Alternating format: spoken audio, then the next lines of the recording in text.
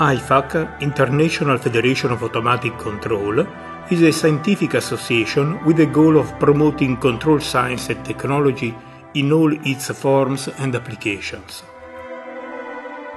Founded in 1957 as a federation of nations, each represented by a national organism named National Member Organization, NMO, it can now count on the contribution of 50 countries.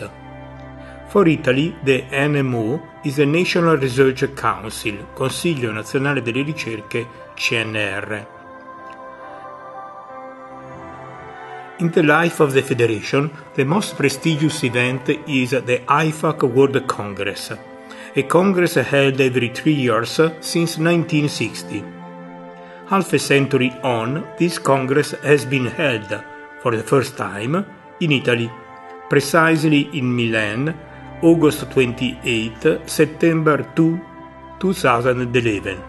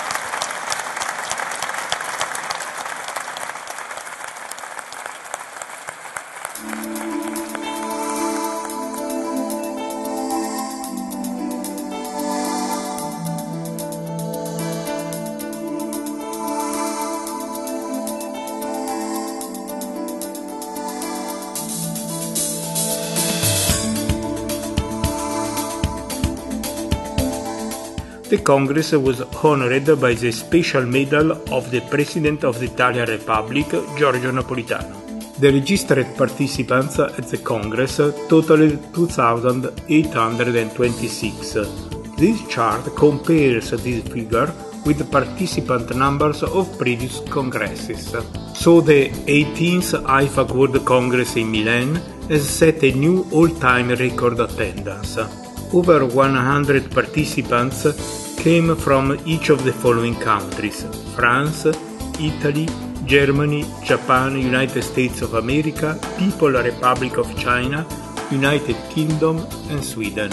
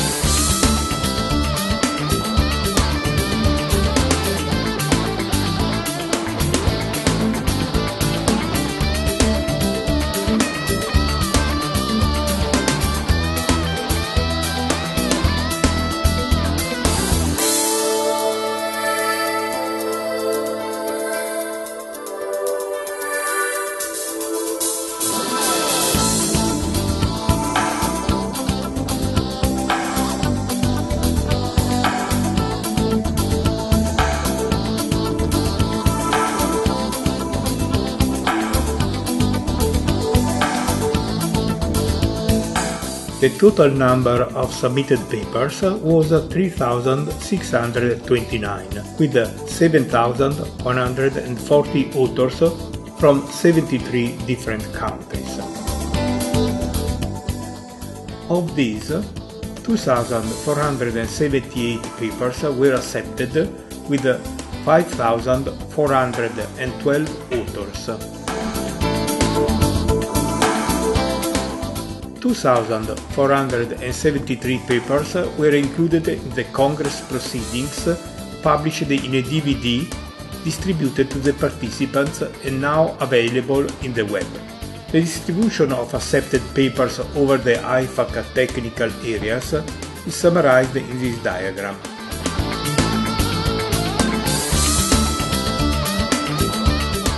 The general organization of presentations consisted of 26 tracks.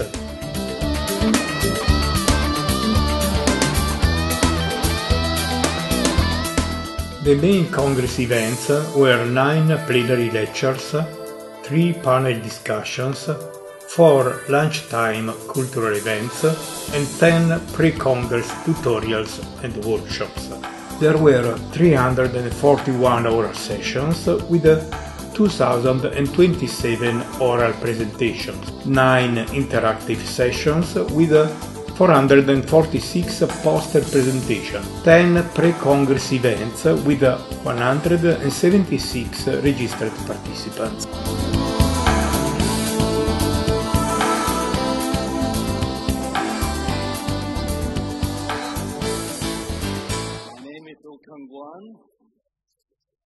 Professor Emeritus of the National University of Korea. I'd like to introduce the first speaker, Dr. Peter Torres. Dr. Peter Torres is Chief Technology Officer of ABB, a global power and automation technology company with 117,000 employees and operation in more than 100 countries. I'm going to just briefly talk about some trends and drivers that I think underlie the different application areas that I will then go through: power systems, process automation, and robotics. And I'll also, towards the end, then conclude with some personal statements and outlooks that are deliberately subjective, so you might actually disagree with some of them and have something to discuss with me or amongst each other during the coffee break.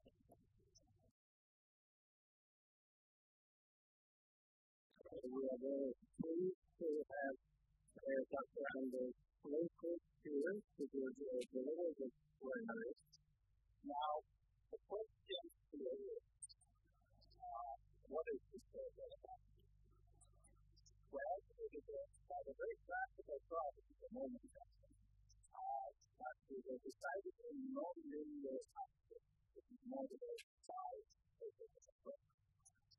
but the most problem is that it has a long and rich system going back to the predicate model.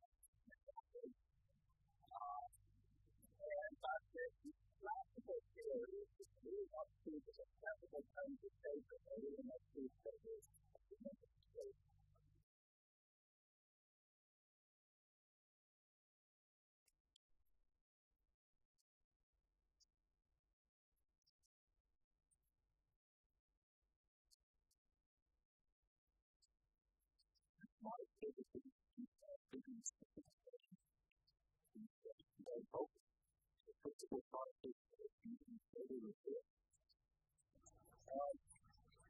The topic for today is renewable policies, and using this topic as a thread to try to tie together a number of different issues with respect to control and policies. It's possible to talk about everything, but I hope I will be able to give you a feel, a flavor for what the issues are.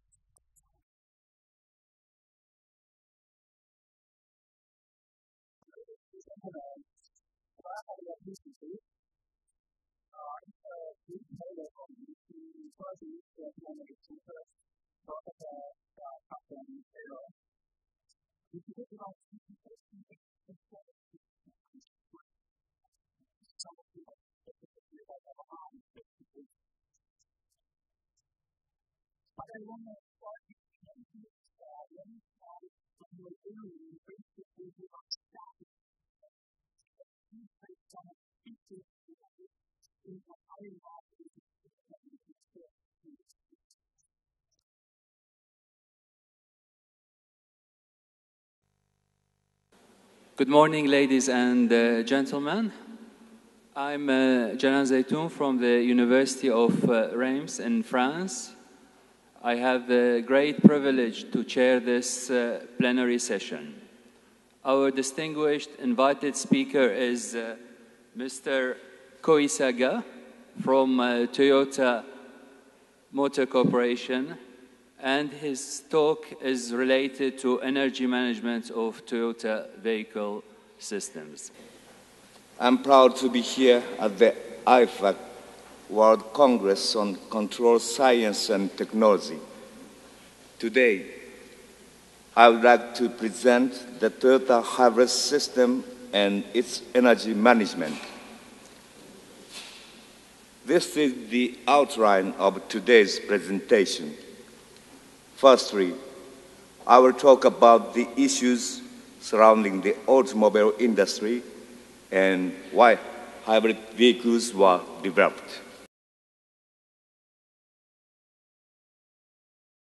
Good afternoon, ladies and gentlemen. I am Masato Ishikawa from Osaka University, Japan, and I have the honor to introduce today's distinguished plenary lecturer, Professor Laurent Brali. Observers take different names: stochastic filters, soft sensors, state reconstructors, data simulation, inverse problems. They are answers to the same problem.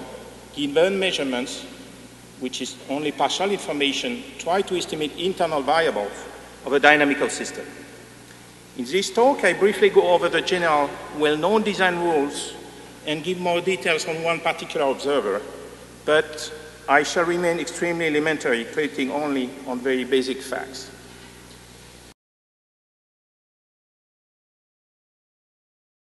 Okay, welcome everybody. Welcome at this what is called parallel plenary session this evening. It is my great pleasure to introduce to you Professor Brett Ninnis. The title of my talk mentions computational system identification, but more broadly, the question I want to touch on today is how might we expand our capability in the area of system identification And in particular, how could we do that by usefully employing recent advances in cheap desktop computing power? Now, the examples and thoughts along this theme that I'm going to be talking about today are... My name's Peter Fleming, and I'm chairman of this session, and it's my very pleasant role to introduce the plenary speaker this morning. He's Professor Alexander Korzański. And also, we're interested not only in speaking about that, but also in speaking of the calculations, how to calculate. This is one of the difficulties which sometimes stops people from going on. And this is the backward reachability sets, which refer to calculated for systems of large dimensions.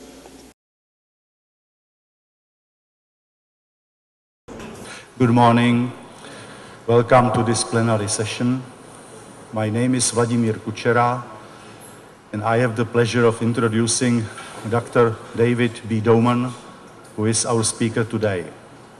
And it's amazing to see what has come to pass over the years, and maybe one of the last things on the list would be to implement some of the visions that he would have had for flapping wing vehicles. You can see a few very interesting models over there if you get time to look.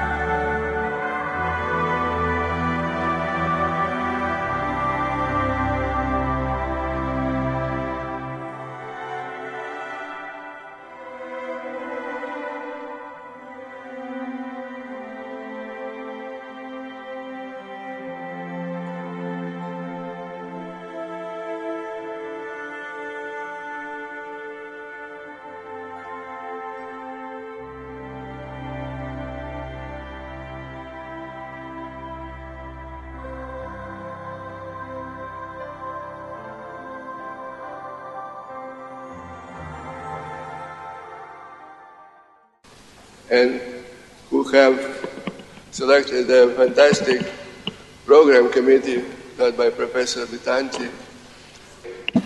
We have an outstanding collection, outstanding personalities who will share with us their remembrances and recollections.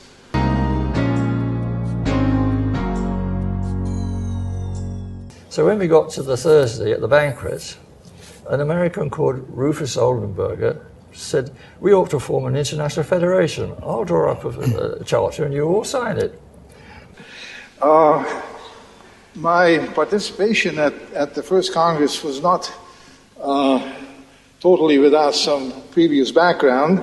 For example, I was at the zeroth IFAC Congress in Heidelberg in 1956, and I had a lot of head start in research, having been at MIT, then at Columbia, then at IBM, and at Rice, and I happened to have gotten my doctorate just at the same time as Sputnik, which was a big event in America, at least from the political and economic point of view.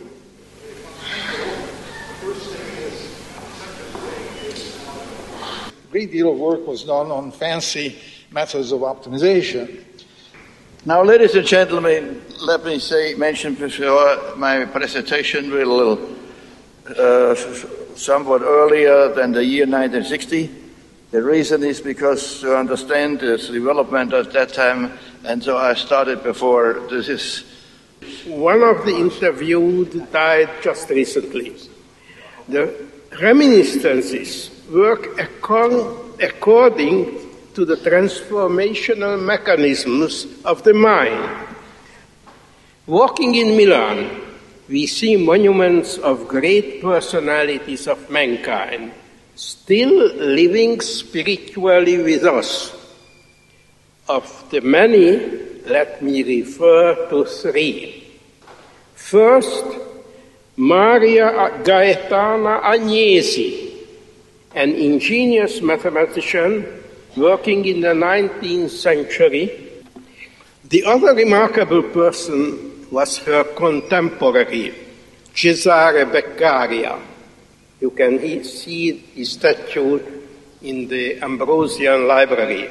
Concluding, I refer to Giorgio Quazza, whom I've met first at the Moscow Congress, who was a friend and an outstanding example for all of us, and whom I considered, paraphrasing Shakespeare, the right Duke of Milano.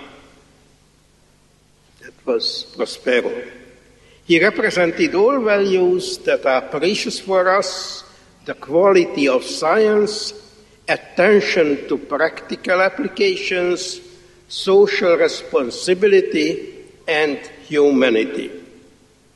First of all, realize that the Congresses are always in the home country of the presidents.